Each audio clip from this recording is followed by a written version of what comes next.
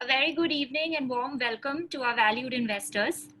I'm Ghazal Jain, Associate Fund Manager, Alternative Investments, and I will be taking you through today's exclusive panel discussion with Mr. Nilesh Shetty, Fund Manager Equity, Mr. Chirag Mehta, Senior Fund Manager, Alternative Investments, and Mr. Pankaj Pathak, Fund Manager, Fixed Income.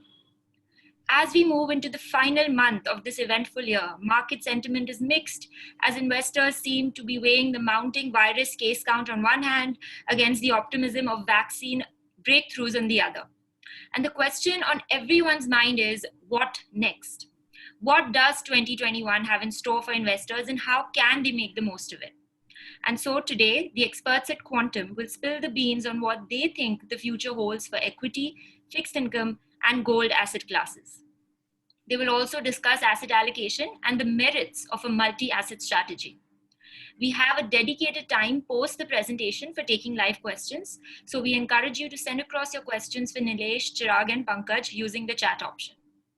So let's get started with Nilesh and the outlook on equity. That will be followed by Pankaj's outlook on debt, and then Chirag will take over with the outlook on gold, as well as talk to you about the Quantum Multi-Asset Fund. So over to you, Nilesh. Thank you so much, Ghazal. Thank you everyone for coming to this webinar. My name is Nilesh Shetty. I'm the Equity Fund Manager for Quantum Long-Term Equity Value Fund. Let me start with the equity outlook, and it has been a very exhilarating month for the market, especially in November. So I assume everybody's curious where equities are heading. Let's come to the event that is sort of first triggered the collapse and then the strong rebound, which is the COVID virus.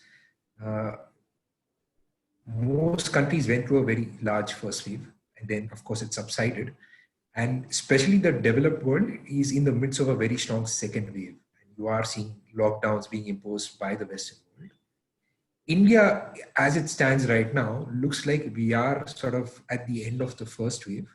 Specific cities are showing a resurgence of second wave or third wave. But as a country overall, it looks like numbers have come down and are plateauing at a certain level. So especially on the COVID front, it looks like we are at a comfortable level compared to our Western peers. There is a lot of good news on the vaccine front. And if we are able to produce vaccines before a large second wave hits us, we perhaps would be much better positioned than most of our Western peers. So at least on the COVID front, we have great news in India. On the economic front, there was a lot of apprehension after the lockdown, what would happen. And it looks like we have normalized quite rapidly. If you look at most indicators, barring few, we are somewhere between 90 to 100% in terms of economic activity. It has surprised us as well. We were fairly cautious when the lockdown happened. We thought numbers have proved to be a lot better than what we anticipated. So even on the COVID front, as well as on the economic front, there is positive news for India. And it looks like we are poised at a very comfortable place. The index earnings went through a very sharp correction. Now we've had almost 6 years of very low earnings growth, primarily linked to problems within India, where there was a lot of excess capacity. Corporates were over leveraged and we were in a deleveraging cycle, and demand environment was very, very weak. After the COVID crisis hit and the lockdown was imposed, a lot of analysts sharply cut their estimates, and numbers, it looked like we would get back to almost 3 years previous earnings. So it could be that we could end up with FY18 or FY17 earnings. And there was a sharp deterioration. What we have seen in the most recent quarterly results is that numbers have surprised on the positive. So whatever the expectations that the analysts had set after the COVID crisis hit and after Q1 results, Q2 results have surprised on the upside. You are seeing corporates report higher earnings than what was estimated, and primarily it is linked to demand being slightly better and operating leverage kicking in, where corporates cut their cost quite dramatically, and you are seeing earnings being a lot better because of that. So if you see the earnings cycle, after a long time, you're seeing an uptick in earnings, consensus earnings relative to expectations. You've just had downward sloping curve for most of the years, but now it looks like you had an upgrade in earnings. And if this demand recovery sustains, we would not be surprised if that number moves up even further, because estimates were very, very low after Q1, after corporate earnings. So again, it is good news on the earnings front relative to expectations. And that is what is feeding into the market, where earnings have been a lot more positive than what people expected.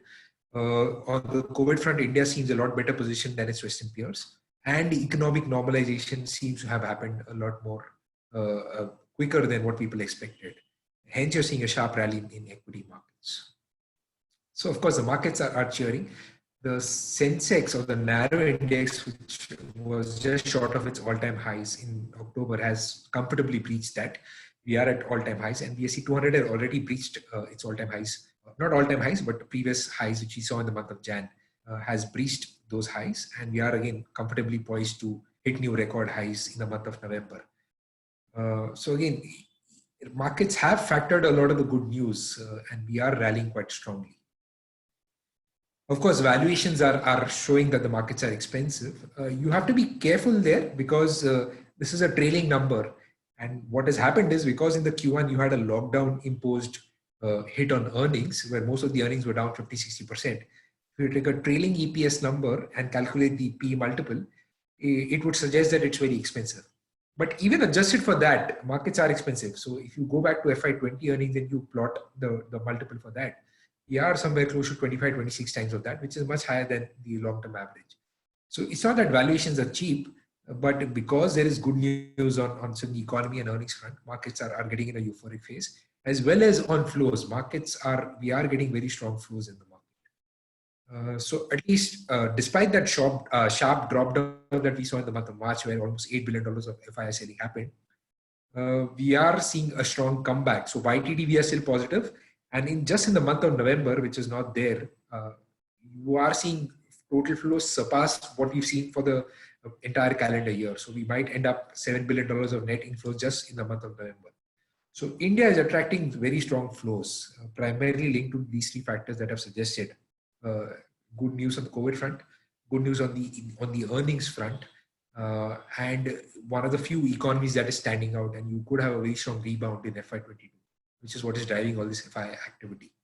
Local flows have been moderate. We are seeing a lot of investors booking profits at the levels that markets have seen. Now, what has happened is people who have come in 2017, 18, and 19 at much higher levels, they were fairly heartbroken after the strong correction, and they were seeing large M2M losses on the investments.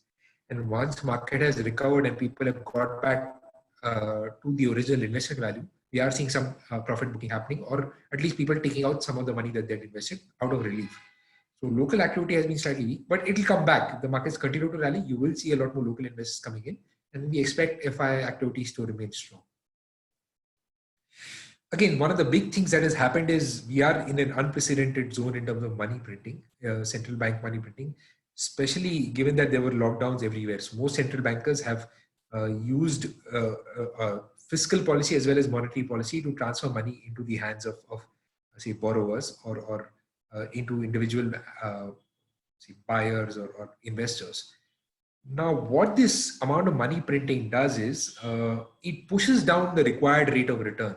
So in a normalized environment, if I wanted, say, a return of X%, in an environment where money is freely available, that return gets pushed lower. So it encourages risky behavior. So if I was from equities, if I required a certain amount of return, say X, now my return will be a lot lower, given that alternate asset classes are priced a lot lower. So if risk-free rate of return goes lower, my requirement for equity also moves lower. So that is what pushes up price to earnings multiples, and we are in that environment. At least internally, our view is perhaps that environment might sustain for a while. Central bankers are in no mood to pull back the liquidity that they've put in. At least some of the central bankers, including the US, have suggested liquidity will be fairly easy for the next 3 years. So you might have to just factor low interest rates and high PE multiples for a prolonged period of time. Again, the economic setback that India saw after COVID, our sense is we will get back to a normalized environment. And when we looked at data after the Lehman collapse, which was perhaps a similar kind of event, which had a huge setback on Western markets in terms of demand and very low interest rates and easy liquidity environment, India was not impacted at all, and we continue to grow. So our sense is once things normalize and sort of things settle down and things open up, India will get back. And the primary reason is we are underpenetrated in each of these categories. There is a long way headway for us to catch up to even the emerging markets. Forget about developed markets. And given that we continue to urbanize and continue to add people in the middle class, we will continue to grow. The growth rate could be slightly moderated compared to what we've seen over the last decade or before that, but we will grow. There is no question that we will not grow. And relative to others, it is fairly attractive. Now, the reason why a lot of this money comes to India is Western markets perhaps may not grow or grow very, very slowly after this setback. And in that environment, if you see an economy growing even at 5-6%, it is very attractive for foreign investors, given that cost of money is very, very cheap.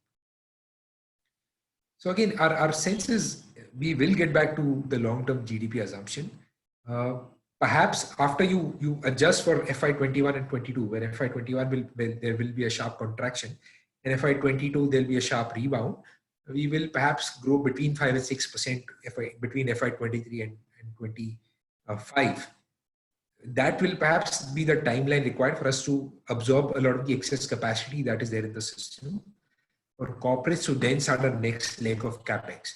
But in a relative world, perhaps that will be good enough for us to attract flows and for people to price Indian equities at a much higher multiple than what we've seen historically. We again, our sense is we will get back to 6.5% long-term GDP growth, but it might take some time. But we continue to remain bullish on the longer-term outlook. Near term, it looks like we perhaps have created a bottom in Q1, and the rebound has been fairly attractive, and we will perhaps, at least our internal view is FY21 could be a minus 10% kind of GDP year, which Pankaj will cover. And then next year again could be a rebound of plus 10%, and we get back to our FY20 numbers in GDP growth. So in terms of how we've positioned the portfolio, again, our view was in an uncertain environment, we want to stick to quality. So when the markets corrected and valuations were very attractive, we went ahead and added quality stocks where we felt that management was highly capable, valuations were attractive, and in a stressful environment, they had a balance sheet quality to last at a lockdown of 6 to 8 months. So our number of portfolio stocks went up by 4 or 5 in that period of March and April. Our weight right now is higher in financial and consumer discretionary because that is where we felt valuations were the cheapest. In terms of stress test, most of the stocks that we saw, barring a couple of names where the promoter remains still fairly strong, have very strong liquidity to last a lockdown, be it first wave or the second wave. And we continue to add to the portfolio. So, I mean, the portfolio is positioned for an economic recovery, and we think a larger weight in financials and consumer discretionary will do well if the economy rebounds strongly. So, our performance after the lockdown, after the rebound started, has been fairly good. And so last year we had a tough time because it was a very concentrated rally. We did not own certain stocks in the index heavyweights.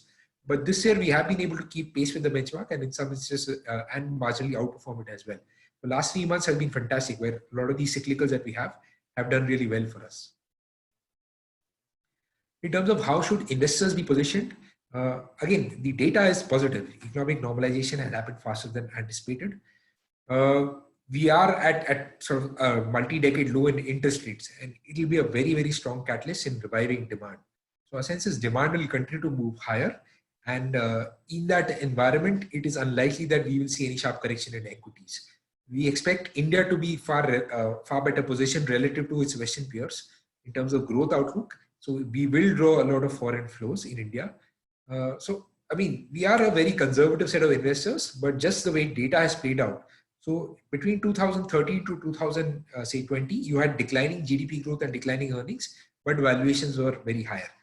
But going forward, our sense is earnings could pick up, and hence high valuation multiples might sustain.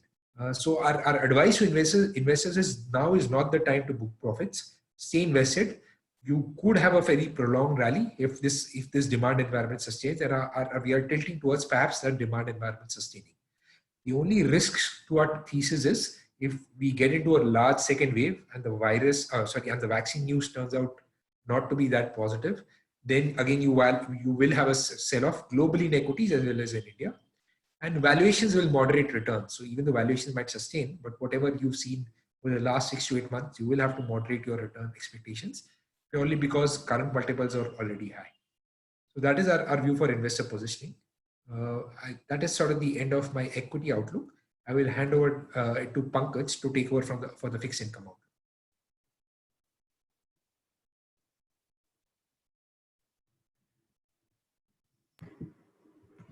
Thank you, Nilesh.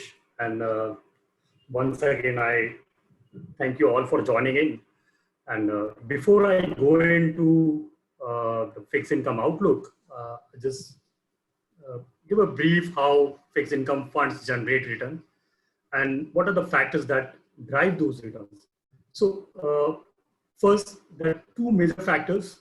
One is the interest accrual. So these debt funds, they invest into debt securities, which are nothing but loan to companies or to government, like that. And they get some interest on that loan. So that is one component of your return. The other component is change in the price of those bonds or the debt securities. So like normal loan is not traded, but these debt securities, the bonds or the CPs, CDs, all these instruments are actively traded in the market, like shares, and their prices move up and down. So accordingly, you see changes in the NAV of those schemes. So these are the two major components through which debt schemes generate returns. And one more thing to understand is the longer maturity bonds or the longer duration debt funds, they are more sensitive to interest rate changes. That means the price component, the return coming from the movement in price, is slightly higher compared to the interest accrual. So that's one more thing we need to understand before I go into the outlook, because I'll be using this as a basis for in many of the slides. Next slide, please.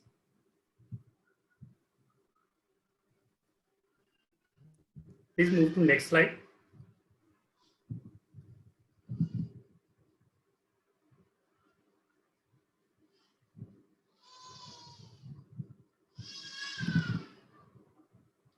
Next slide, please. Apologies, Pankaj. It's just moving. I don't know why it's not.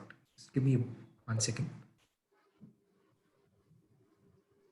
Yes. So this is the chart of 10-year bond yield, 10-year benchmark government bond yield in India. And you can see this is a fairly long chart of almost 18 years.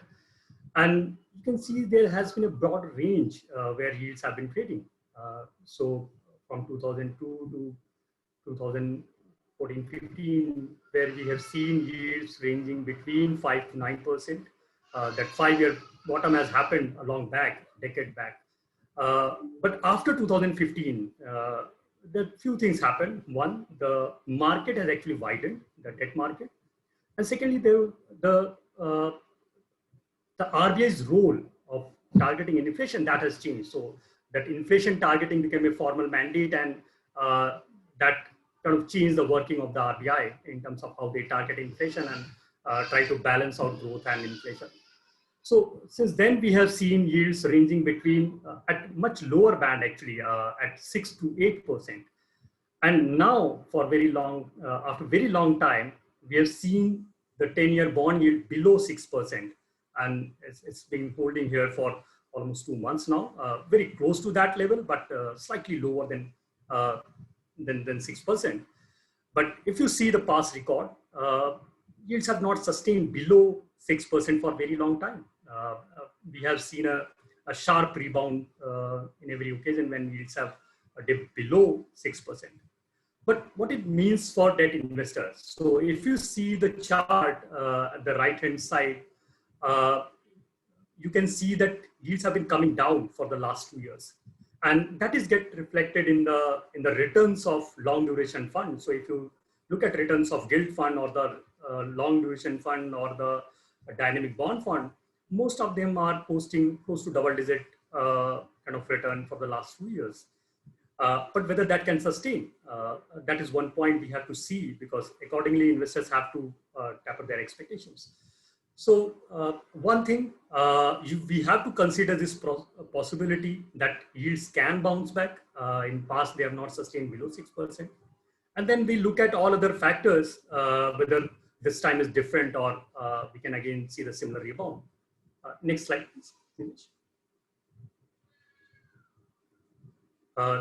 Please move to next slide, Nilesh.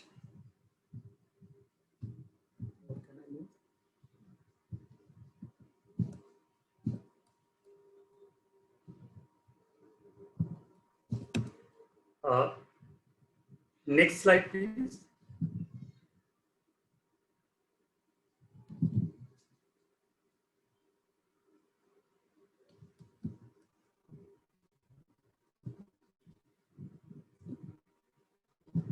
Okay, just to want to know that. So measure what actually drives yield now at this point.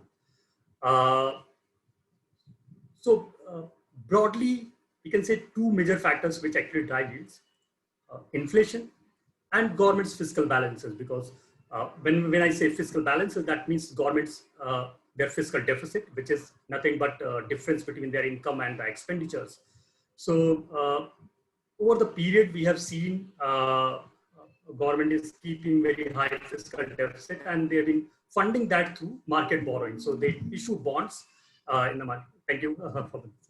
So now they issue government bonds, and more bonds they issue, that create pressure on bond yields. So that is one part.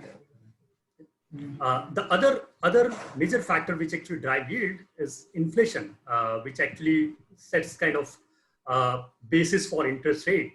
When RBI sets interest rates, as you know, they are inflation targeting central bank. This is the biggest factor they look at while setting interest rates. So these are the two major factors, two major macroeconomic factor or fundamental factors which drive bond yields. But apart from that, there are demand supply points at various maturities and various points on the bond yield curve. And as I mentioned, that yields may not sustain below 6% for a very long time. That is one possibility.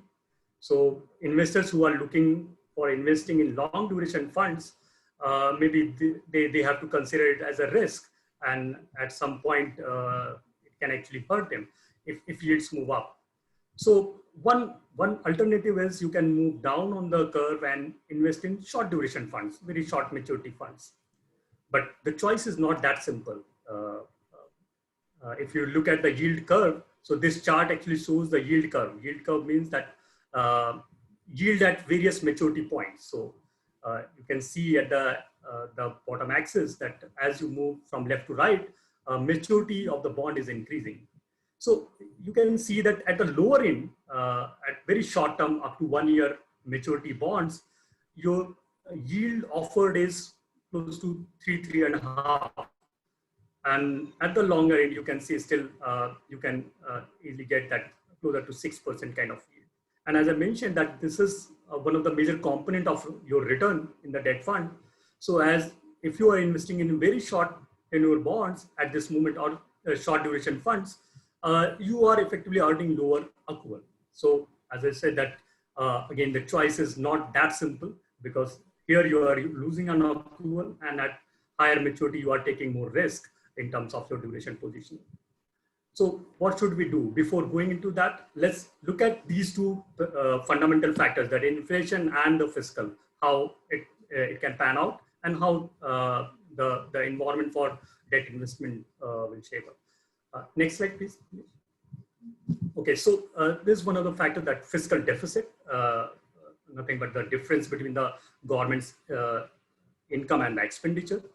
And most part of this fiscal deficit is funded by market borrowing. So if fiscal deficit is rising, means government have to borrow more from the market. And when they borrow more, yields tend to rise. So as you can see in the chart, that for many years, the combined fiscal deficit, so the blue bar actually shows the fiscal deficit for the central government, and the orange is for states combined. So for many years, it has been between 6 to 8%, the combined fiscal deficit. For this year, we have seen a sharp jump. Even in the last year, FY20, you can see it touching 8%. For FY21, it can be well above 12%, and the consolidation could be actually slow. So we expect a very gradual kind of consolidation. So overall this fiscal deficit would come down, but at a very slow pace. So for many years going forward, for next 2-3 years, probably government will have to borrow more from the market, and when they borrow more, actually put pressure on long-term bond yields. But the question arises that even if we have seen this kind of jump in fiscal deficit in FY20 and FY21, why yields are at multi-year low? So one major reason for this is buying from RBI. So RBI has been buying government bonds aggressively, both center and state, just to keep bond yields at lower level. So they have been doing everything to protect yields from rising, and that's the major comfort in the longer duration fund. So that can answer one of your question, whether we can position in the long duration fund, where we see yields are already at very low levels. So RBI is active, and they have been very explicit that they are going to intervene in the market to keep yields at lower level. So we can go by that the longer term yields may remain anchored by RBI buying. Next slide, please. So other component is inflation, which actually, again, if you see for the last many months, inflation has been above the RBI's threshold. So you have been reading from newspapers and everywhere that overall inflation is close to 7% or higher than that in the recent months. But what actually driving that inflation? So this is a breakup of inflation. That blue line actually shows the inflation in food items. Food items are almost 45% of our inflation basket, and the orange line actually shows the core inflation, which can be covered with the under inflationary pressure.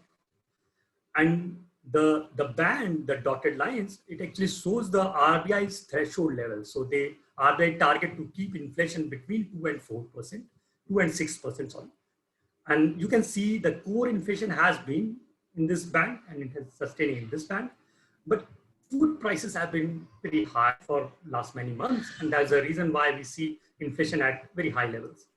But if you see RBI's actions, RBI has been completely ignoring this inflation, because much of it is because of supply chain disruption or destruction of some crops because of unseasonal rains, which may not sustain for very long.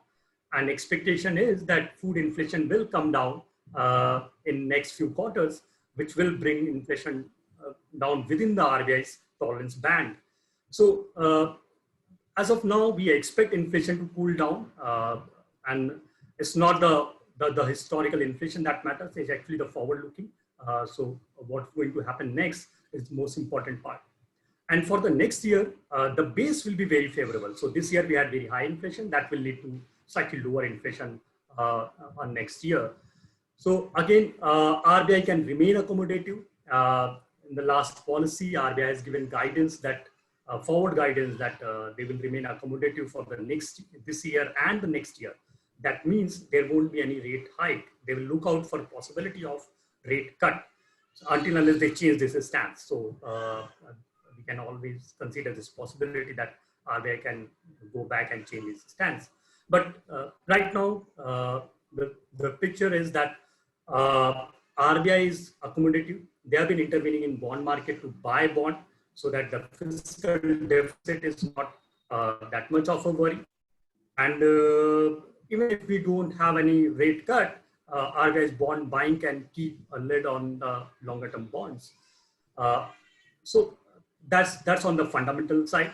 But another part is the demand supply and how that will pan out. So before going into that, next slide, please.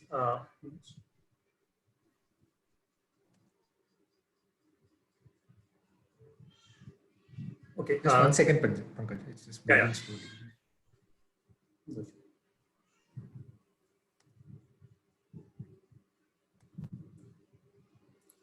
So just to summarize once again that on fiscal, it's not a worry till the time RBI is financing it. RBI is buying those bonds and not hurting the market.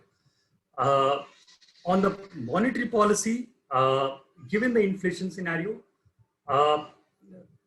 there is a possibility that we don't get any more rate cut, but we do not see any possibility of rate hike as of now. So, overall, picture is kind of RBI will remain accommodative for longer period, which will keep even long-term yields contained. Das put is, as I mentioned, that RBI has been buying bonds. So it's named after Shaktikanta Das, who is governor of Reserve Bank, that whenever bond yields move up, RBI come in and buy those bonds. So if you are buying long-term bonds, you can take all the gains when yields go down, but when yields move up, RBI come in and buy those bonds. So that is kind of Das put, which is keeping yields at lower level despite such an unprecedented jump in fiscal deficit. And globally, if you see that environment, the demand supply environment for bonds is very favorable. Across the globe, most of the central banks are buying bonds, all kind of bonds, and most of them have reduced their policy rates to zero or many cases below zero. So that zero rate environment globally, that actually can put more demand for Indian bonds, which are still yielding something, and that spread between the Indian bonds and the US Treasury has actually widened. So that spread is still very attractive. So there could be yield hunting from global investors. On top of that, we have you must have heard from various sources that government has been pushing for including inclusion of Indian bonds into global bond index. So like equities, where we have ETF chasing investing into index, there are global investors who just follow and replicate the index, and so this inclusion can actually lead to a good amount of capital inflows into Indian government bonds. Currently, the sense is that there will be some positive development by the mid of next year, mid of 2021. So we have to wait and see. Overall demand situation looks favorable at this moment. But again, we have to be very careful about the risk at the horizon. As I mentioned, that fiscal health is not good. Our debt levels, debt to GDP, has actually jumped past almost 90%. So we have to be very careful on those fronts. These are the two major risks which can actually materialize if RBI stop buying those bonds. So in this kind of environment where we have very low rate at the short end and at the longer end, though as of now things look contained, but there are risks, and if they materialize, that the reversal could be very sharp. In my opinion, I think dynamic bond funds are a good option, where the fund manager had the flexibility to manage these kind of risk and accordingly change the portfolio when things change. So that's all on the dynamic on the fixed income side. Just one more thing: when interest rates fall, actually many of the investors, they actually look at overall asset allocation. So I think going in the further presentation, you can hear about that. So with that note, I'll pass on to Chirag, who will take you through gold. So, Chirag. Sure. Thank you, Pankaj. So we'll start with something on the global front, how things are shaping up, and therefore the outlook for gold. And further, we'll run into how you could look at your portfolio allocation at this point in time. Right.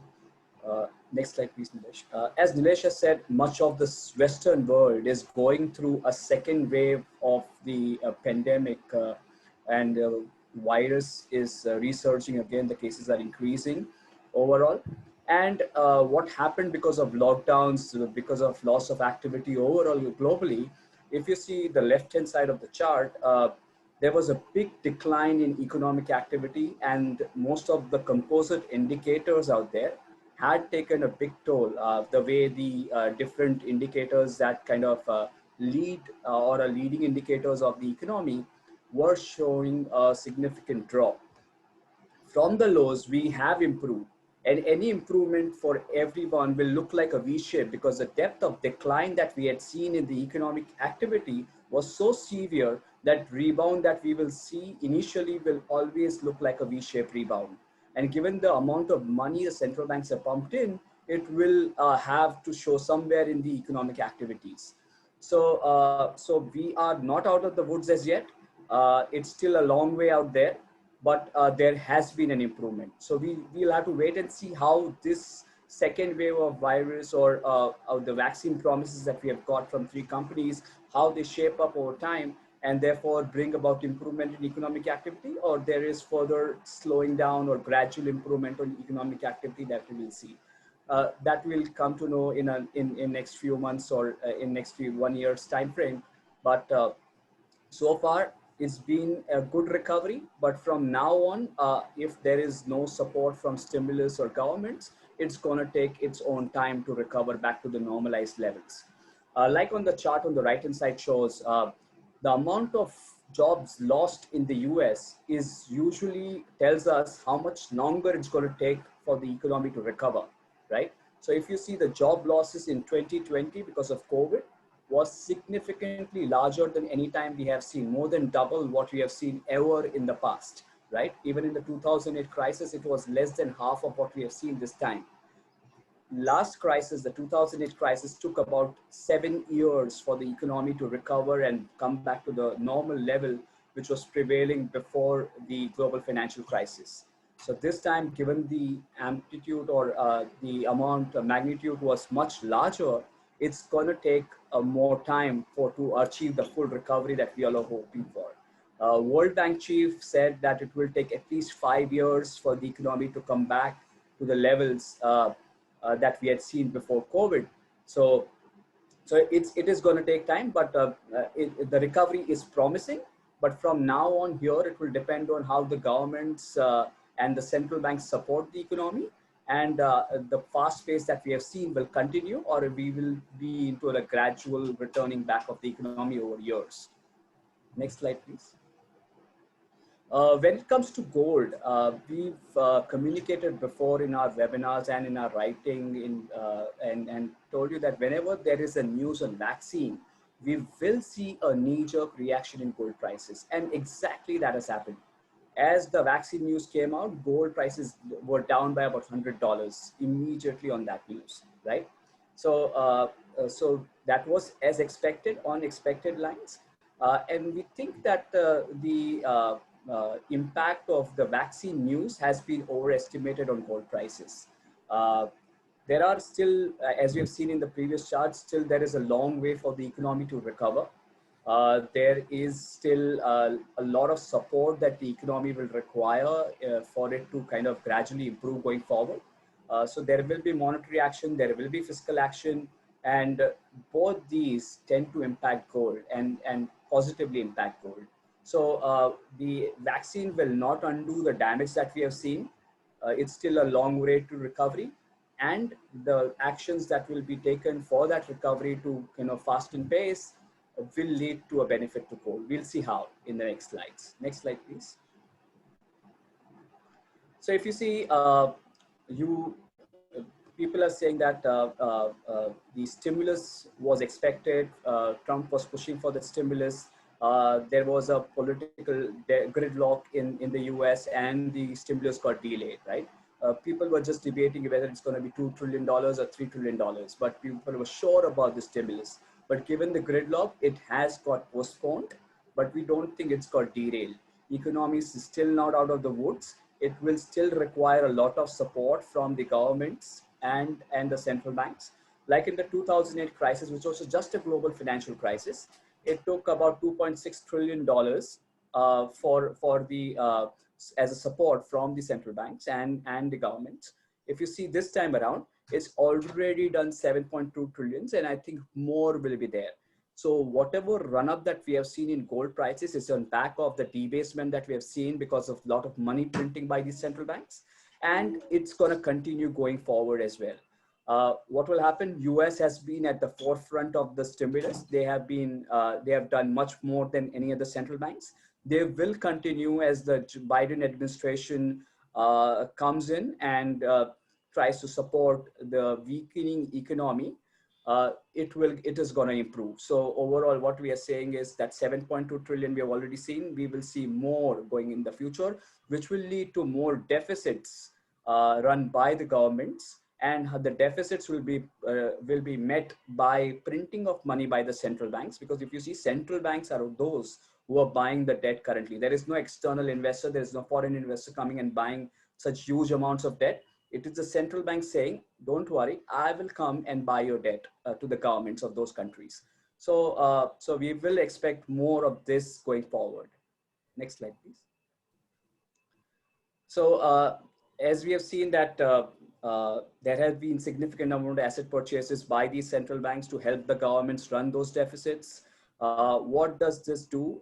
This printing of money leads to two things. One is interest rates are being lowered by them. That leads to a negative interest rates, which means that given the amount of money being pumped in, there is going to be a bout of inflation out there. We are already seeing commodity prices go up. Like if you see, the copper prices are at a 7-year high. Many of the commodity prices are at multi-year highs. So the commodity prices are already shooting up, right? Given the liquidity that is there in the global economy.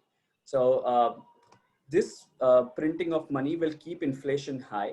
The interest rates will be kept suppressed by the central banks. So what you have is, if you were to look at an equation of interest rates minus inflation, which we call as real interest rates, is running negative.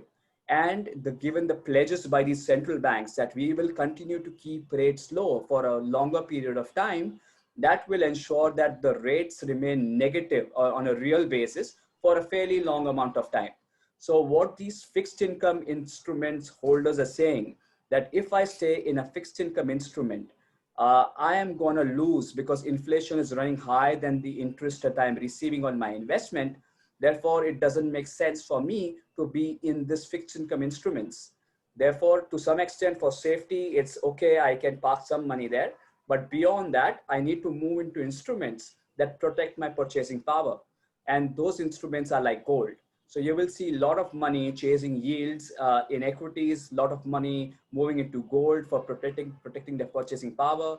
So you should expect that as central banks continue to do the same thing again and again, keep interest rates low, keep on printing more money, and increase the chances of high inflation running around, you will see a lot of money moving to assets like equities and gold. Next slide, please.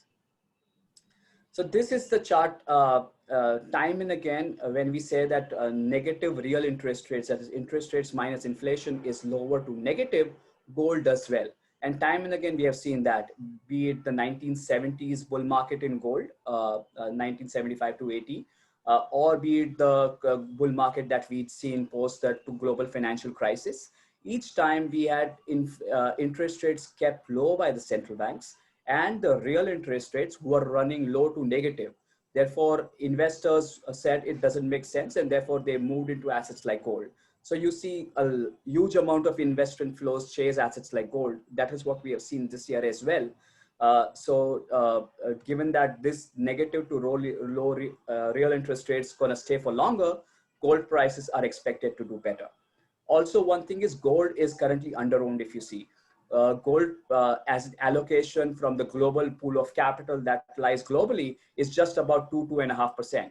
So that says that even a small shift from these assets like fixed income, which are yielding negative returns to investors, if there is a small shift also into gold, it could lead to much higher gold prices. People generally ask us, gold has corrected from the top. Was it a bubble? Is it going to fall further? So this is a crude way to explain that gold is a monetary asset. The value of gold will inch higher with the increase in amount of currency that has been printed by the central banks. So this is a US money supply increase, or how the US money supply has grown over periods of time, and how the gold prices have gone along with it. So if you were to see the last bull market, right, before in the 2005-6 period, gold was significantly undervalued as compared to the amount of money that was printed, right? And when the 2008 crisis happened, people thought that central banks are printing money and it was going to be inflationary. So it's better to be in gold. So there was a lot of investments flowing into gold, and gold went up significantly, right? And if you see, the money supply increase was not as high as what people were anticipating. Gold fell, and as money supply didn't keep pace, other assets started doing well, and therefore gold prices had to correct because it was significantly higher than the money supply trend line that we have seen, right? So, but now if you see, the increase in money supply has been as a vertical line, if you see at the fag end of the chart, and gold prices have now caught pace with the money supply increases. And as we expect more stimulus from these governments, more money printing by the central banks, it is natural that gold prices will clinch along with it and move higher. So if you ask by this chart, gold prices at this juncture, based on what the governments or central banks have done, is slightly below, it had shot up, but now it's slightly below the money supply trend line that it chases. But if you see, if it kind of keeps moving higher, if the governments continue to do what they have done, gold prices should inch higher. So, and this is a different world. There is a lot of more debt and deficits running around as compared to what we have seen in previously. So I think there is much more support for gold. And I think gold prices, given these factors, it should be a support for gold prices. So overall, we've discussed the three asset classes, the equity, debt, and gold, and how there are various uncertainties, there are certain risks lingering out there. What you should do. Equity is at all-time high. Should you sell? Should you buy? Gold has corrected from the top. Should you buy or should you move out? So remember one thing, that each asset in your portfolio is there for a reason, right? Equity is there for long-term growth. Gold is like a hedge against your macro events and acts as a store of value. And fixed income is a regular income and for stability of your portfolio. So you cannot abandon any of the asset class. You have to stay invested in all three. And each asset class will play a role in your portfolio. You can think, you change the allocations, but you need to stay invested in all three. Like predicting the next best asset class is very, very difficult, which you can see from this chart. There are various periods when gold does well, some periods when bond does well, and some periods when gold does well. So you have to spread your assets in each of the asset class. Predicting which asset class will do the best next year is very, very difficult. No one predicted COVID. COVID came, there were significant losses to equities. So you need to there, but you can increase or decrease your allocation based on certain parameters. Next chart. Always we have seen there is a lot of emotion that drives your decision making. There are biases that you think that equity markets at all-time high will not go further from here, and therefore you should sell out of it, right?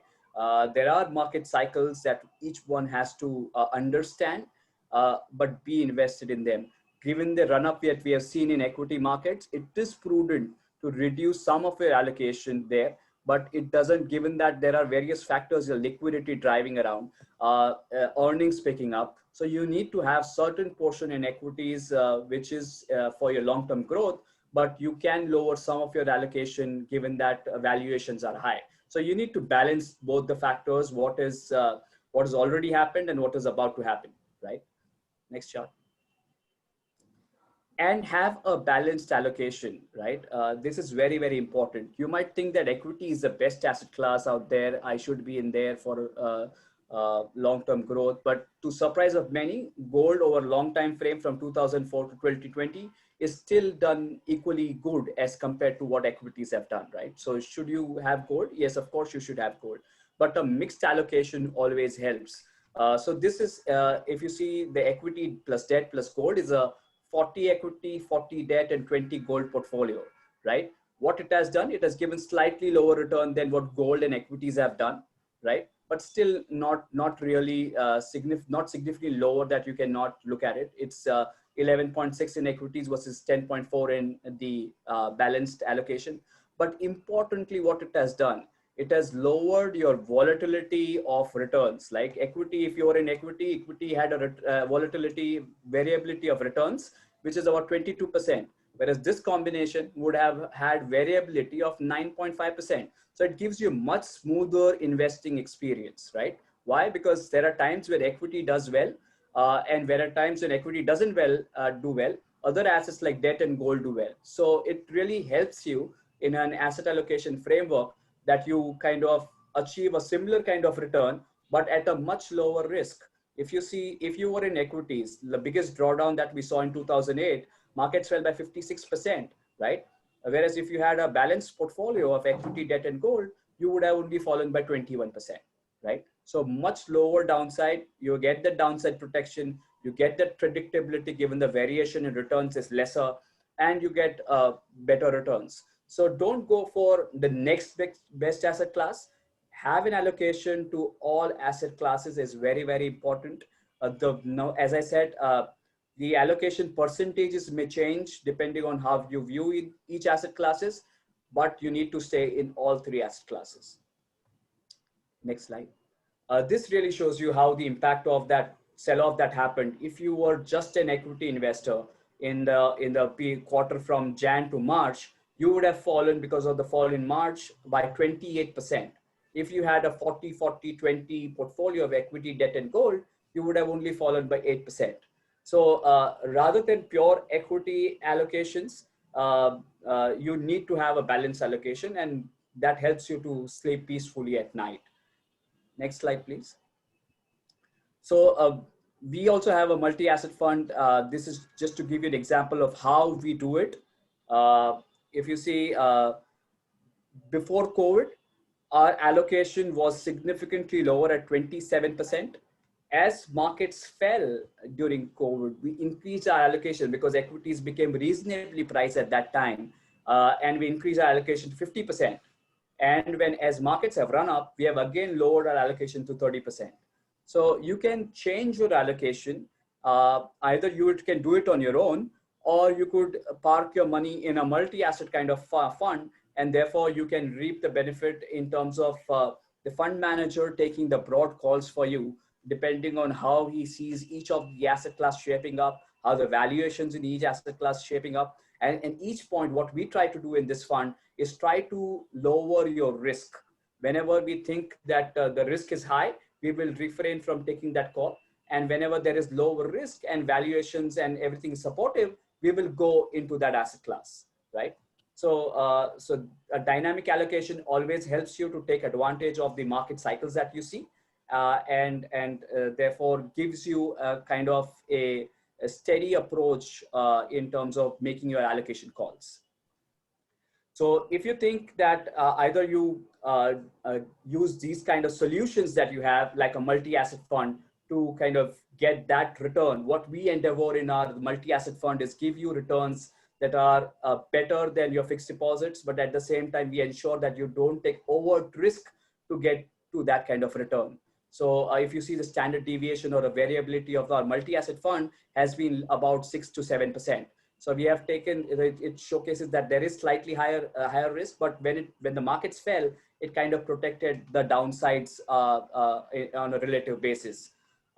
If you think that all this is complex and you need to do it something on your own, which is very, very simple, then this is something that can come to your rescue in terms of what you could do is have a very simple approach, have about 12 to 24 months of your expenses, of your monthly expenses, into a very safe place. Could be your bank account, could be a liquid fund, or could be something like a multi-asset fund. And whatever remaining, you could split 80-20. You could have a split of 80% into equities and 20% in gold. This has worked really well. We have seen many people, including Ajit, use this allocation, and it has worked wonderfully well over long time frames. So if you think that everything else is complex, I think a solution could be much better way to go about it.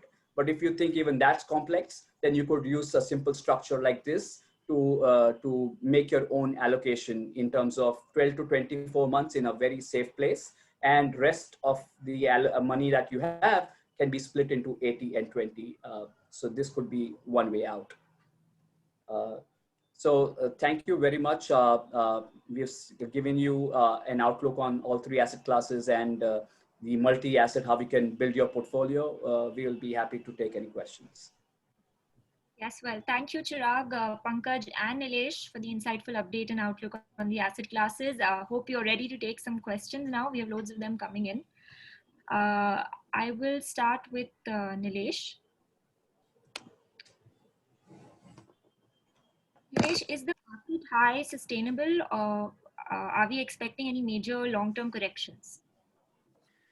Yeah, I mean, we would have been worried if the earning cycle was trending lower and the markets trending higher, which is what, if you heard us say a year ago, that is what was happening in India, where the earning cycle was moving lower and the markets kept on rising, and we were very conservative. It looks like the earning cycle has hit a bottom and turned around. So it's very tough to imagine that if the earning cycle is picking up, markets will have a very sharp correction. So our sense is there could be some correction in the market because valuations have overextended, but it's unlikely that it'll be a very sharp correction, especially in an environment where money is so easily available. Kind of the charts that me and Chirag showed where central bankers have been printing money, the cost of alternatives is very, very low. So to beat a threshold of a fixed income return at that low rates becomes very easy for equity. So at least my sense is corrections would be rare. I do not expect any major sharp correction unless, like I said, COVID again takes off in a big way and the world shuts down. But if that doesn't happen, it looks like, especially in India, you have hit an earnings cycle bottom, and earnings cycle is going to pick up for the next few years. And you will perhaps have a moderate return from equities, but returns will be positive. Sure. Pankaj, what will be the effect of the upcoming interest rate environment on returns of GSEC funds?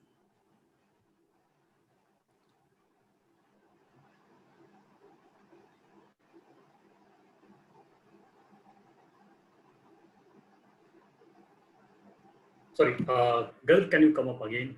Yeah, sure. What will be the effect of the upcoming interest rate environment on the returns of GSEC funds? So it depends on what kind of GSEC fund we are looking at, whether it's a long duration fund or the shorter duration funds. And currently, as I mentioned in my presentation, that yield curve is very steep. So if you are invested in shorter duration funds, your accrual will be much lower than compared to what you can get in the longer funds. But there we have a lot of volatility. So as I mentioned, that there is a lot of uncertainties in future. We don't know how whether RBI will keep on buying bonds for a very long time. So if they don't, that can actually hurt GSEC yields. But as of now, it seems returns could be closer to the accrual level given yields are in a tight band, and given that RBI is buying, easily the longer duration funds can actually outperform the shorter durations. Sure. Thanks, Pankaj. Chirag, the next question is for you. Can you tell us more about your multi-asset fund and its composition? And is it true that the fund hasn't given negative returns?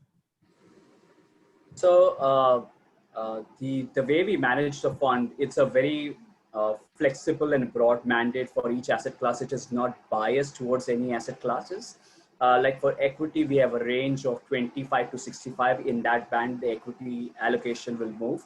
For debt, we have similar band of 25-65, and for gold, we have a band of 10 to 20%. So that is broadly the ranges in which we will move. And we have principle-based allocation depending on valuation and relative factors of each of the asset classes. We will position the fund accordingly, right? So what we are trying to do, if any asset class becomes expensive, we will kind of try to lower the risk by moving out of that asset class, right? So as equities have now run up a lot, we have reduced our allocation from 50% to 30%. So we'll dynamically allocate. So if equities were to correct from here, we will again invest in equities. So we will make that broad calls. We will make the dynamic calls in terms of allocating to each of the asset classes. And in terms of returns, we say that anyone who's looking for fixed deposits over a 3-year period can look at this fund, right? Or any rolling 3-year period that we have seen so far in the history of the fund, it has never given a negative return on a 3-year basis. So it may have given negative return in terms of what time frame you are measuring, but any time frame above 3-year and above, it has not given a negative return. So if your horizon is 3 years, I think it is a better proposition to put in the multi-asset fund as opposed to your fixed deposits. You end up taking slightly higher risk, but at the same time, given the its allocation to multiple asset classes and negatively correlated asset classes, the risk reduces significantly. Therefore, volatility of the multi-asset fund has been closer to around 6-7%, whereas if you see for equity as an asset class, will be around 15 to 20%. So it kind of, you're taking some risk, but you're being rewarded for the small risk that you're taking. Given that fixed deposits will suggest that if you have a horizon of 3 years and plus, you could look at the multi-asset fund. Oh, thanks. Nilesh, do you see an expansion of PE multiples with more foreign funds chasing Indian equities now compared to the previous decade? The current P expansion, P multiple itself is an anomaly. Like I said, the current P multiple, which shows slightly upwards of 30 times, and it was a trailing P multiple, because Q1 we had a lockdown and most corporates reported earnings which were down 60-70%. The trailing earnings number is suppressed, and even the Q2 numbers will be, of course, marginally lower than last year. So as these quarters move out next year, the trailing P numbers will suddenly show a contraction. Our sense is they're trading at somewhere close to 25 times FY20 earnings, which is perhaps a more stable number to look at. Can the P multiples expand even further? Yes, they can. Given the free money that is floating around, India can trade at a lot higher multiples, especially if growth rebounds very strongly next year. Given that in a relative world, India will stand out. If the Western world is reporting very low growth rates, India's high growth rates can attract a lot more funds and it can expand. So my answer is yes, they can expand. Whether that will happen, we'll have to wait and watch. But there is upsides to those P numbers if growth comes back in a strong way. Sure. Pankaj, in light of the increasing fiscal deficit for FY21 and 22, is there a likelihood of interest rates increasing? See, we cannot rule out, but if we see even now, government is borrowing a lot more than what they have been doing for last many years. But yields are at multi-year low. One of the reason is that central bank is absorbing much of that supply. So till the time RBI is absorbing that excess supply, it's not going to hurt the market. But if RBI withdraw from that, if RBI stop buying government bonds, then definitely this high fiscal deficit will push long-term bond yields higher, much higher. Yeah. Chirag, the multi-asset fund is a fund of fund. So will the investor have to shell out multiple exit loads? So there is no exit load for the quantum multi.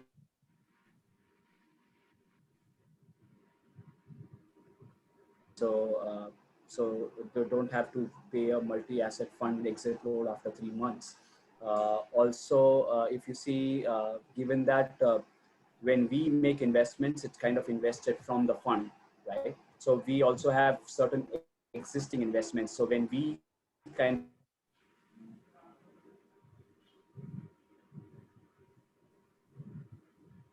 Okay.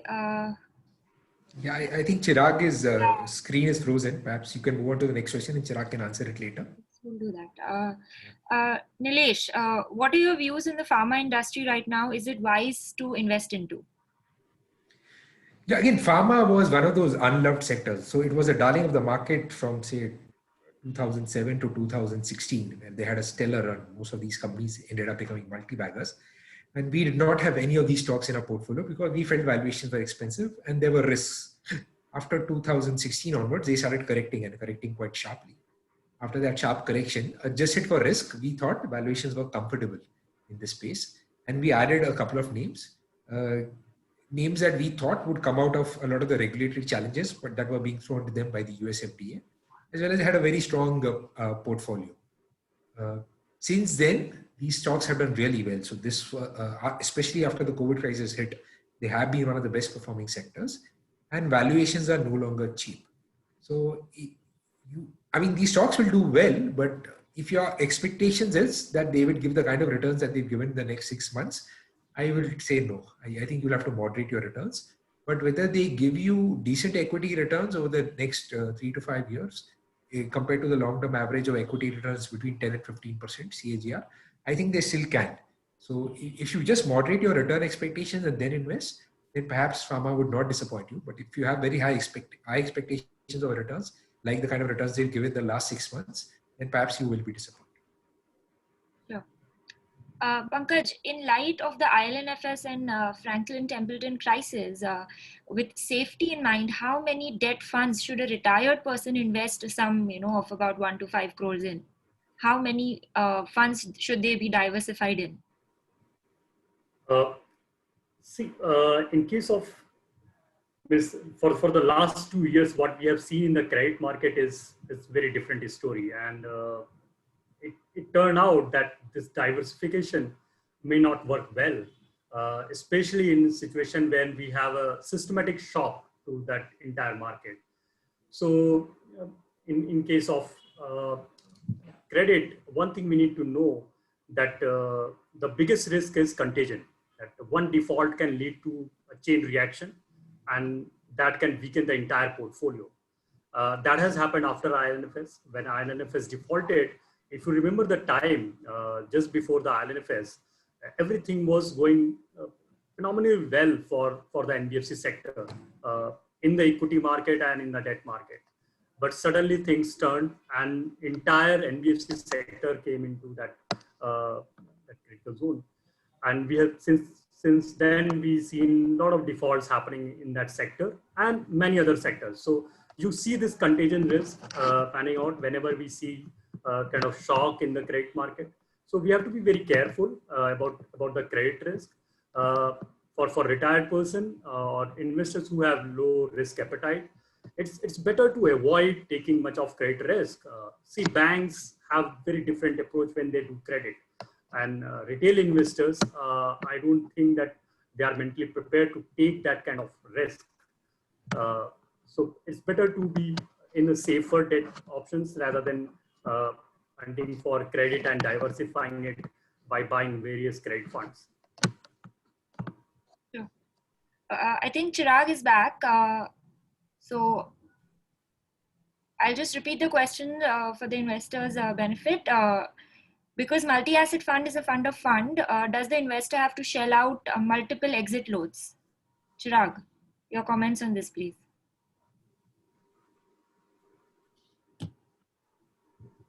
Yeah, so it's not the multiple, how it actually works is, like I said, for the multi-asset fund, you don't have the exit load beyond a certain small period.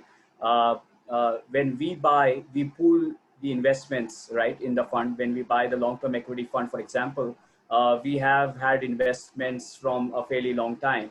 And therefore, even if we have to change allocation, for example, and move from equity to debt or gold, we will sell the existing investments that we have, right?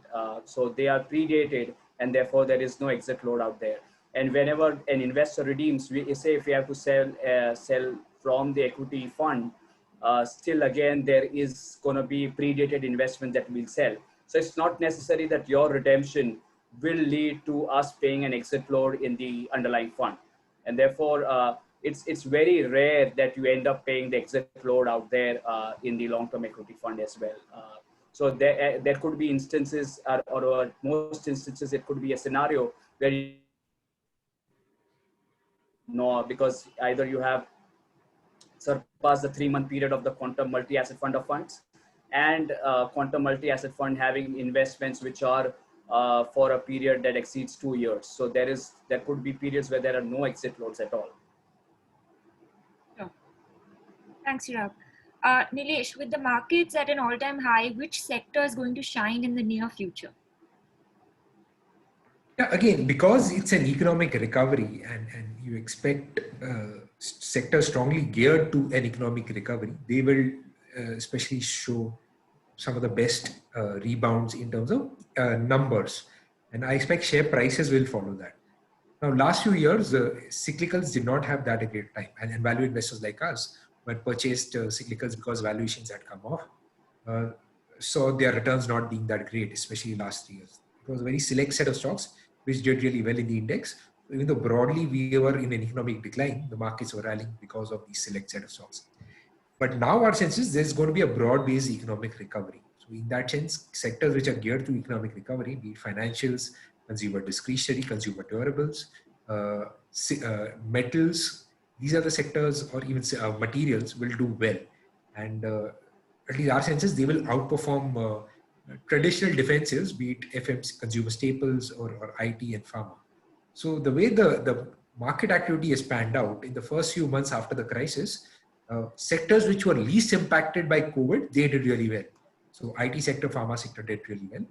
But once things settled down and people started looking at economic data, over the last 3 months, cyclicals and stocks linked to economic recovery have taken over and they have done really well. And our sense is they will continue to do well. So if you ask me sectors where which will do well, banking and financial services, consumer discretionary, and commodities perhaps will do well. And that is where I think even the fund is positioned, quantum long-term equity value fund. Yeah. Chirag, how would you position the multi-asset fund against the balanced funds of other AMCs? Sure, that's a very good question. So if you see balanced fund are very differently constructed as compared to a multi-asset fund. Balanced fund are just two asset classes, equity and debt. And most of the balanced fund out there are either biased towards equity or debt. Most of the popular ones are biased towards equities. When I say biased, they have a minimum 65% allocation to equities. So even if the fund manager doesn't like the equity valuation, he thinks that equities are very expensively priced, still he cannot protect the downsides for you because they have to stay invested at least 65% into equities at any point in time. They cannot lower their allocation lower than 65%. So that is really restrictive in terms of, so what we call is they are kind of, these balanced funds are not balanced, they are unbalanced funds because they are not able to help investors in terms of lowering the risk when it really counts, right? So whereas a multi-asset fund, if you see, is spread across all three asset classes. Like if you see the quantum multi-asset fund has a broad flexible mandate, where I can go 25-65 into equities, right? So it's a pretty broad range that I can move in and out. And for debt also it is 25-65. Plus an allocation to gold is always helps because whenever we have seen, like this year when markets fell sharply during COVID, gold did really well this year. So overall, an allocation to gold has always helped portfolios. It is a kind of a very good diversifier. So multi-asset fund, according to me, we score a lot better than a balanced fund. Given that it has flexible structure, it can help you reduce risk when it really matters. And an allocation to gold really helps from a portfolio perspective. Chirag, the AUM of the multi-asset fund is smaller relative to its peers. Does that increase the risk for the investor? Not at all, because if today the size is lower, but if you had a bigger size, it will still be managed in the same manner that it is done now, because the underlying investments that it has significantly larger mandate capacities, right? So I have that flexibility that even if it close to 5,000 crores or 10,000 crores tomorrow, it still will be managed in the very same way it is done today, because the underlying funds, for example, the long-term equity fund, the Nifty fund, the ESG fund, the gold fund, the liquid funds can absorb much larger sums than it has currently. So overall, the size of the fund, even if it is were to increase exponentially, it still will be managed in the same manner. So the underlyings are liquid, underlyings have more capacity to increase, and therefore there is no risk whether it is lower size or it increases in size, it still will be managed in the very same way. Even at a lower size, there are no issues in terms of for deploying the cash or redeeming the underlying investments. So I don't anticipate any risk from the size perspective, even if it is smaller size or even if it increases in size. Thanks, Chirag. Coming to you, Pankaj, if gilt rates remain low, will the FII inflows in debt slow down, leading to sluggish returns? So it also depends on what kind of return they are getting in their domestic currency. So if you look at most of the developed countries where a large capital pool actually lies, uh, their yields are much lower than what we get in India. So it depends on the spread, what spread you get over the treasuries or the euro bonds or other DM currencies. That actually matters more. And now if you see that yield spreads are much better, they have actually improved. And most of the developed world is actually now dealing with zero yield on their bonds. So definitely there is attractiveness in case of India. So I don't think that current low yields on Indian bonds is any kind of hamper for FPI flows. Sure. Thanks, Pankaj. Nilesh, does it make sense to sell now due to high valuations and buy after a few months again? No, like I said in my presentation, I think that would be an incorrect strategy. I think perhaps given that the economic cycle has turned, I think earning cycles has bottomed out. Just trying to time the market perhaps is not a great idea. I think people who did that in 2003-4, I'm not saying you will have that kind of rally, but again, because 2004 was a great year and people thought it will be a good time to sell, regretted later on in 2005 and 6. So I think it's better to stay invested. I don't think there are that many negatives on the horizon to drive a sharp correction, nor do I think central bankers are in a hurry to withdraw liquidity. As long as these two variables remain, and if earning cycles continue to move up, I think valuations will stay elevated and will reflect earnings growth over the next few years. So perhaps just staying invested makes sense right now. Great. Chirag, with so much money being printed, why are gold and silver prices falling from their all-time highs in August and September? Yeah, so it's largely based on optimism overall and a move towards risk assets. Whenever, because of the news of vaccine that was recent, gold sharply fell, right? So that has led to some, because that is because of the optimism that we're seeing, and people are moving towards risk assets and saying that they don't need safe haven assets because things are looking better going forward. But they are ignoring the fundamental factors that drive gold, which is largely the central bank policy action, the government fiscal action. So that is what will drive gold going forward. And from all these factors, there are still no signs of letting off. See, each asset cannot keep going up in a straight line. There will always be phases of moving up and correcting. So this is just that phase when some people, some speculative flows that would have come in because gold was in a momentum. Given this news, they are the first ones to sell. So if you see on the global ETFs, there was a sharp selling from certain types of investors. I think last month on a monthly basis, we saw the biggest decline in terms of selling that had happened. So overall, I think it is more towards this phase of saying that vaccine has come out. All those momentum guys are getting off the board. And if you see what was not happening so far is the consumption demand. Like consumption demand in India has really shot up right now, given the prices have corrected below 50,000 rupees.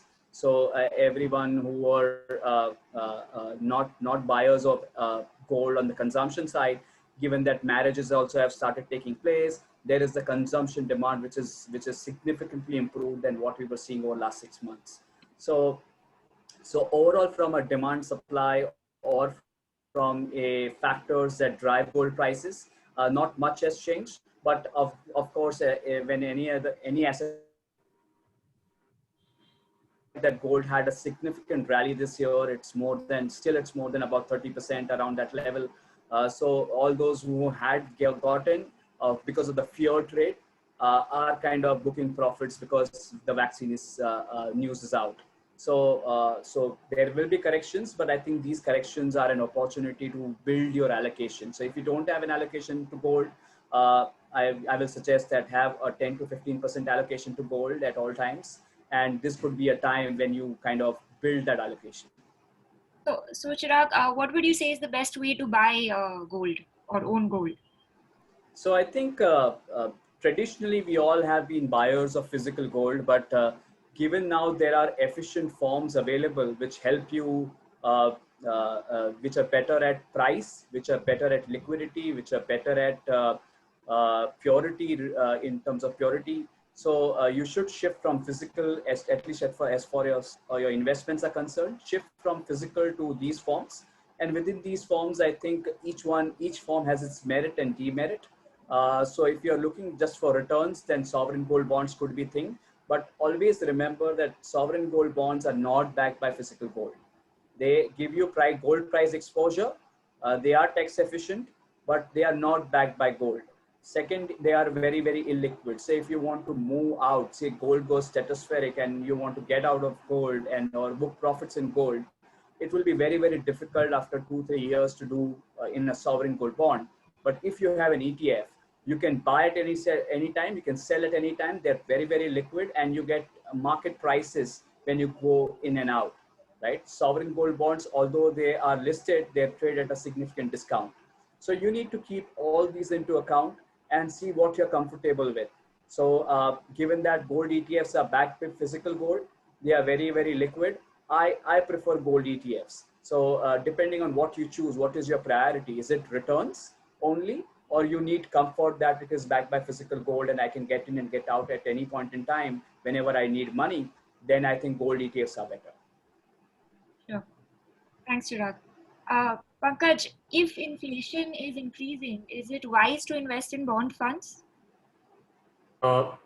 See, investment choice actually depends on the asset allocation, but when we look at inflation, don't look at just the past inflation. So we have seen inflation rising in the last 1.5 years, but mainly because of spike in food inflation, food prices. There have been some inflationary component from hike in taxes on fuel and price of gold that has actually increased, which is also part of inflation basket. But whether the future inflation will show the similar kind of trend what we have seen now, the expectation, even our expectation and the RBI's forecast, even if you look at RBI's forecast, they expect inflation to come down to more comfortable level, closer to their target level, which is at 4% by mid of 2021. So it's always the forward inflation which actually guides the bond returns. So as of now, we don't see that kind of pain in the forward inflation. Still that thesis of bond investment that actually holds. Thanks, Pankaj. Nilesh, next question's for you. If the government is borrowing and increasing its spending, will the Kpix cycle go up again? Yeah, unfortunately, the government has to spend right now because the private sector is not spending. The Kpix cycle, especially the private Kpix cycle, has been dead for the last few years.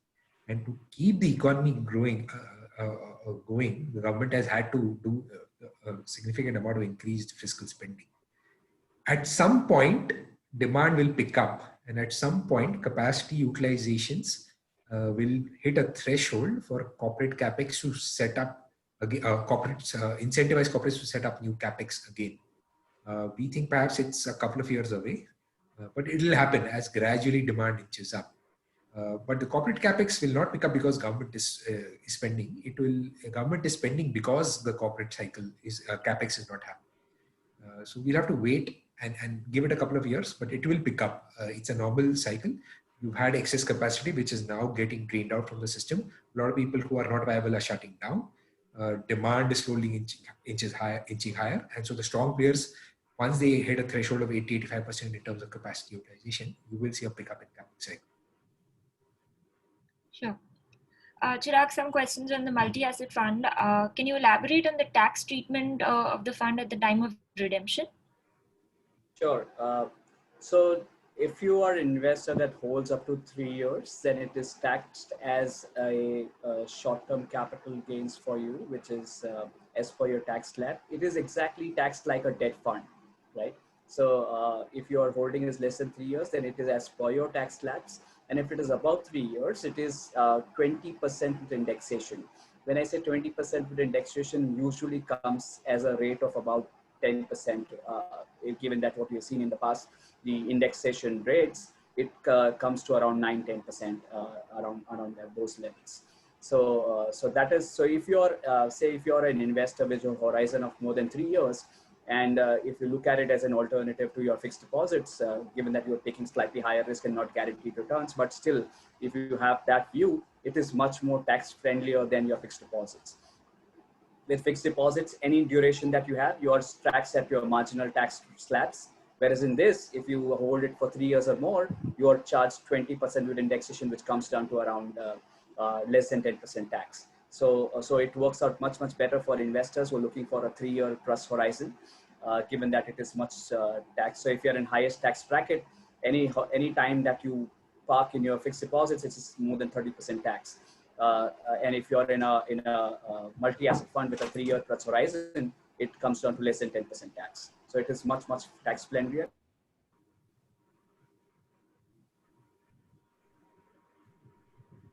All right.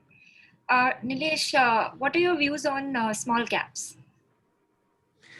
Yeah, I mean, they have done really well once the bottom got hit in the market in the March. So if you see the rally, they've led the rally. They are still far away from their highs, which they made a couple of years ago. So small caps had a very strong run from 2013 to 2018 or start of 2018, and they started correcting from the month of Jan 2018. And since then, they have seen a significant correction. Again, my view is investors, especially in India, should have most of their allocation in the larger high quality names. Because when you look at very long periods of time, compared to the risk that you're taking of investing in small caps, where the management quality is not that great, the business model is not proven, and most of the companies fail to scale up, the risk adjusted returns of small caps are not that great. They have, even in absolute returns over long periods of time, they've trailed the larger caps. So most of your money should be in larger names, perhaps out of your equity portfolio, 80-85%.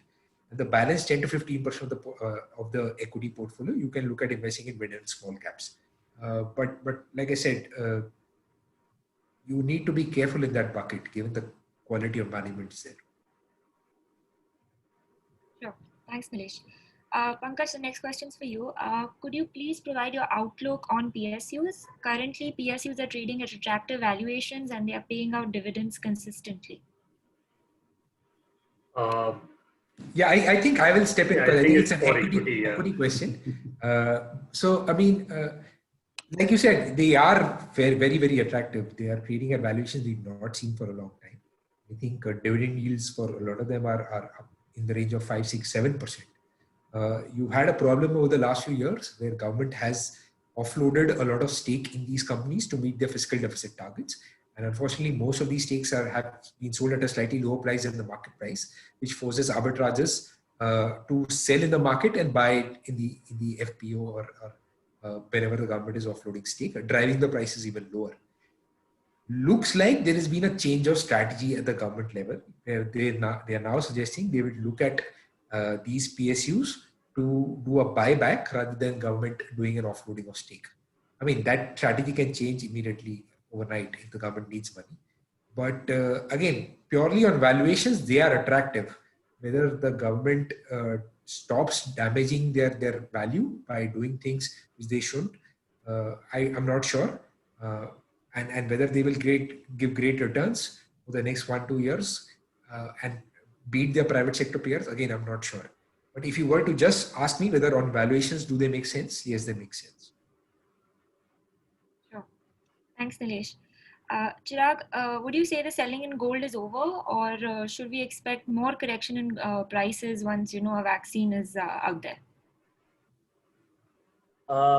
I think before the vaccine comes out and it's kind of distributed widely, I think you will see a lot of stimulus from these governments overall. If you see this, the recovery that we were seeing in the global world has been slowing down, especially in US and Europe, given that the stimulus has been fading. There is a second surge in virus cases. So all that is impacting growth out there. So you will see stimulus from these governments before you see the vaccine kind of distributed.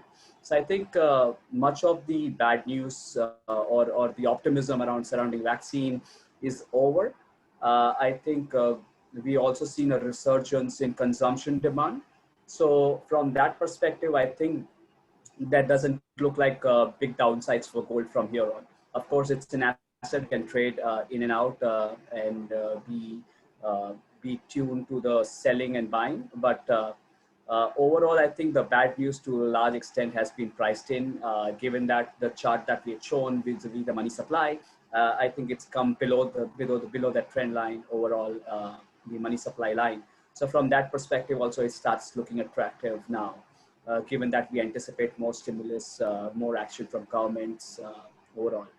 So I think the correction that we've seen is kind of a good opportunity for one to get it.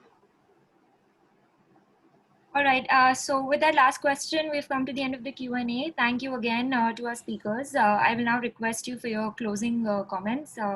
Nilesh. Yeah, thank you so much for attending. It's been a very insightful question and answer session, very long. I hope you found it sort of value add.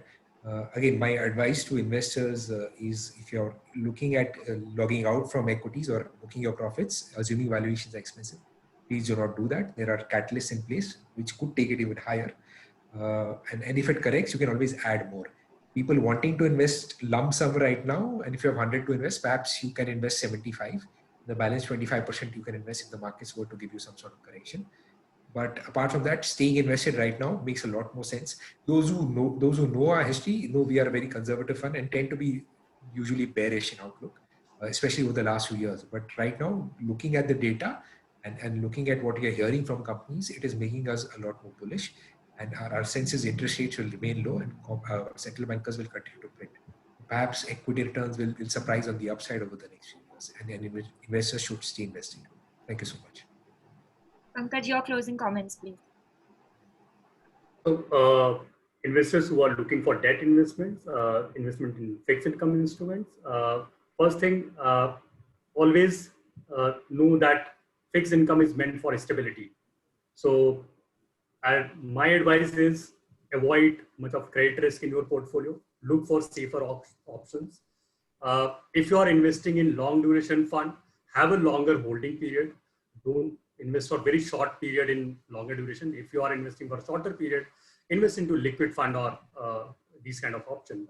And investors who cannot tolerate volatility of the longer duration funds, it's better to stick to liquid fund or ultra short term fund or these kind of categories despite their low returns, and taper your return expectation. Now it's the time you have to lower down your return expectations. Thank you. Chirag, your comments, please. Yeah, have an allocation to gold at all times. You cannot predict times like global financial crisis or COVID. It kind of suddenly comes and impacts your entire portfolio. Gold is one asset that helps you during those times to tide through. So have an allocation to gold. Have a 10 to 15% allocation to gold. Don't go over.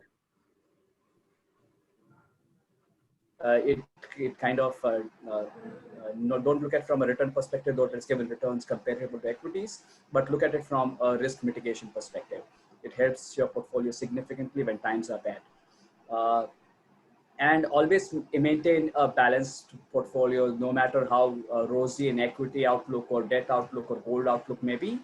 You need to have asset allocation across, like if you were 100% invested in equities before COVID, your equity, you would have seen significant loss of value. So having balanced allocation spread across asset classes, don't get carried away by just an outlook or better outlook on one asset class. Have a balanced approach, go into multi-asset fund, which invests in equities, debt, and gold. Thank you, Chirag. Wonderful. We hope these insights will add value to your investment journey. So thank you again, investors, for tuning in. We hope we've answered most of your questions. However, if you have any further queries, please write to us at customercare@quantumemc.com. And with that, curtains down on this one.